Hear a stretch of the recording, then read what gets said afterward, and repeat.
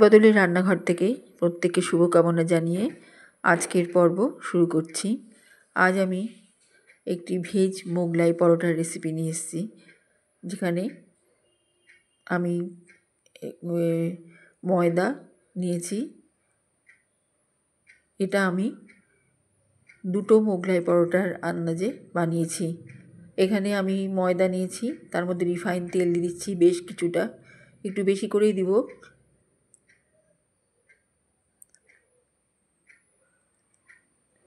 এখানে দিয়ে দিচ্ছি লবণ আর চিনি এই রিফাইন তেলের মধ্যে।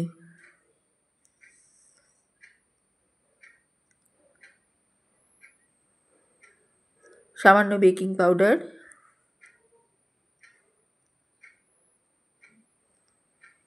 আর জল এই রিফাইন তেলের মধ্যে সম্পূর্ণ দিয়ে দিলাম। দিয়ে এইটা দিয়ে আমি পুরো ময়দাটাকে মেখে নিব। আমি কিন্তু ময়দাটা শক্ত করে মাখবো না, বেশ মানে একটু জল জল করেই মাখবো, নরম করে আর কি। আবার একটু জল দিয়ে দিলাম, জল দিয়ে আবার একটু মেখে নিচ্ছি। এইভাবে এই অবস্থাতেই আমি এখন রেখে দিব, ওই জল টানতে থাক আর যা যা দিয়েছি সেটা দিয়ে মজুক। তারপরে আমি বরং তরকারটা দেখি, ডালটা এবার এখানে তরকার ডাল আর আমি ছোলার ডালটা একসাথে ভালো করে ধুয়ে নিয়েছি। বেশি নিয়েছি তরকার ডাল আর ছোলার ডাল। আমি দেখেছি মোগলাইয়ের মধ্যে এই জিনিস দুটো দিলে একটা আমিষ মোগলাইয়ের স্বাদ পাওয়া যায়, আর আমার কাছে সবজির মোগলাই অত ভালো লাগে না, ওই জন্য আমি এইভাবে করছি। খেতে খুব ভালো হয়, মানে মোগলাইয়ের ভিতরে যে ডিমের যে প্রিপারেশনটা থাকে সেটা আমি তার কিছুটা স্বাদ আমি এতে আনার চেষ্টা করেছি, এবং অনেকটাই ওরকম লাগে খেতে। এখানে আমি স্লাইস করে আদা দিলাম এই ডালটার মধ্যে। এটা আমি ভিজিয়ে রাখা ডালের মধ্যে দিলাম। যে জলটা আছে ভিজিয়ে রাখা ডালের সঙ্গে তার মধ্যে আদা, ধনে, গোটা ধনে, আদা, আর দিয়েছি গরম মশলা, আর দিলাম হলুদ, জিরের গুঁড়ো, লবণ, লঙ্কা গুঁড়ো, কাঁচা লঙ্কা সব দিয়ে আমি এটা সেদ্ধ করে নেব। এই যে সেদ্ধটা, এই সেদ্ধটা একটা লোভনীয় সেদ্ধ হয় ডাল সেদ্ধটা, কাজেই আমি খেয়াল করেছি এটা দিয়েই সব থেকে ভালো হয়। এইভাবে সেদ্ধ করে নিয়ে এই যে থকথকে ডাল সেদ্ধ হয়েছে, সম্পূর্ণ এই তরকার ডাল আর ছোলার ডালটা সম্পূর্ণ আদা বাটা, কাঁচা লঙ্কা, গরম মশলা, ধনে, গোটা ধনে, তারপরে সব দিয়ে সে বয়েল হয়ে গিয়েছে।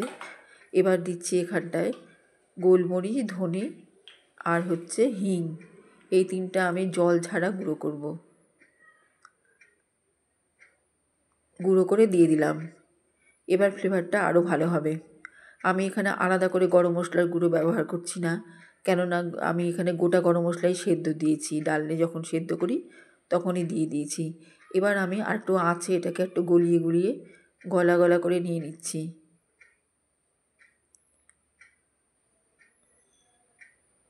এটা খুব ভালো, এটা এমনিতেই খেতে খুব ভালো লাগে রুটির সাথে। এবার আমি পুরটাকে একটা থালায় ঠান্ডা করে নিচ্ছি, আর ওই যে মেখে রেখেছিলাম যে ময়দাটা, সেই ময়দাটা এবার এখানটায় লেচি কেটে এখানটায় আমি ভালো করে রুটির মতো করে বেলে নিচ্ছি।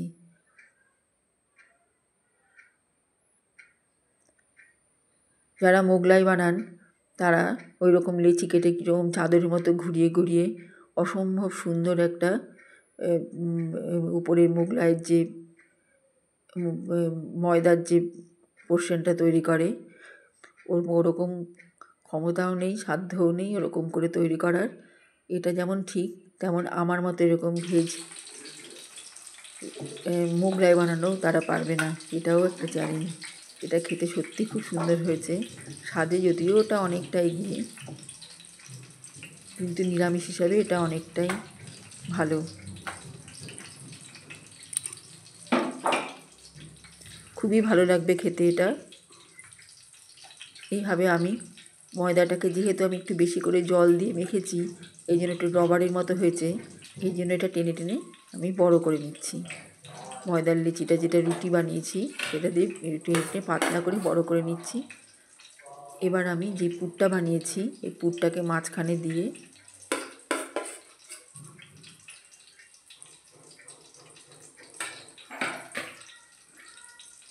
ছড়িয়ে দিলাম। এটা খেতে সত্যি খুব ভালো হয়। এর উপরে নানা রকম গাজর, তারপরে বিটও ছড়িয়ে দেওয়া যেতে পারে, আমার ছিল না জন্য দিলাম না, শুধু একটু ধনেপাতা দিয়ে দিয়েছি, বা মটরশুঁটিও দেওয়া যেতে পারে।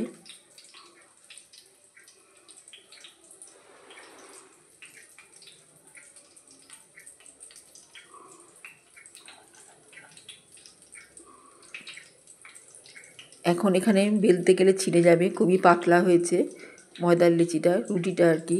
কাজেই আমি যতটা সম্ভব হাত দিয়ে একটু চেপে চেপে সাইড দিয়ে বাড়িয়ে নিচ্ছি।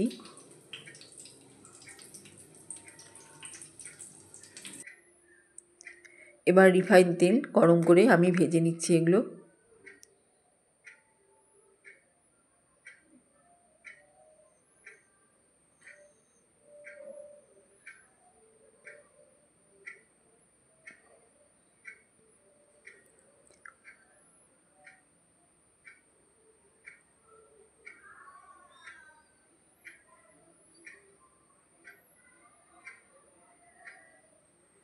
পেঁয়াজ রসুন ছাড়া যে লোভনীয় ব্যাপারটা, সেটা এর মধ্যে একেবারেই চলে এসছে।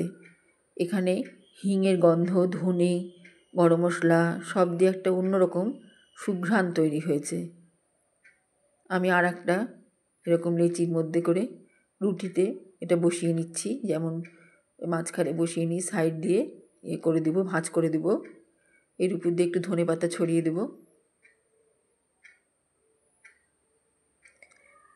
এইভাবেই আমি 3টে মোগলাই ভেজে নেব।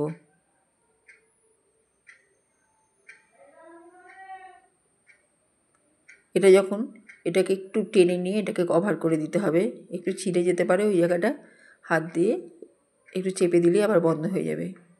কিন্তু পাতলা হলে খেতে খুব ভালো হবে, জিনিসটা মোটা হলে অত ভালো লাগবে না। আবার ভাজাটাও খুব নরম করে ভাজতে হবে, কড়া খুব একটা ভালো লাগবে না।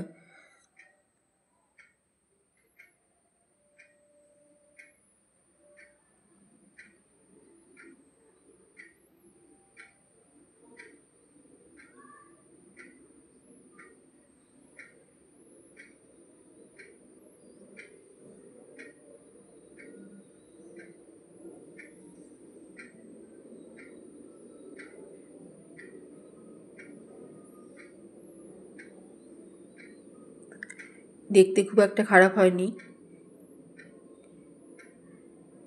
খেতেও তেমনই ভালো হয়েছে।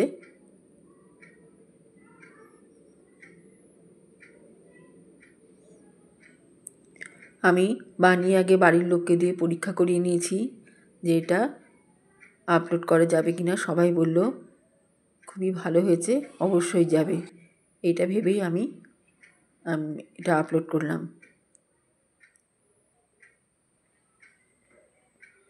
এইভাবে পিস করে কেটে নিলাম। উপরে একটু সস ছড়িয়ে দিব। সসের রেসিপিটাও আমার দেওয়া আছে, বহুদিন আগে দিয়েছিলাম, প্রায় 1 বছর হলো। আমি যে জায়গায় ছিলাম সে জায়গাতেই আছি। সেরকমভাবে আমার সাবস্ক্রাইবার বাড়েওনি। যাই হোক, প্লেলিস্টে টক চাটনি, আচারের প্লেলিস্টে নিরামিষ সসের রেসিপি পাওয়া যাবে। ওটাও সুন্দর হয়েছে, টমেটোর সস, সেটা আমাদা দিয়ে আমি বানিয়েছিলাম, খুব ভালো হয়েছে। সেটা দিয়ে এইরকম নিরামিষ মোগলাই খুব ভালো লাগবে খেতে। এইভাবেই আমি মোগলাই বানিয়ে নিলাম।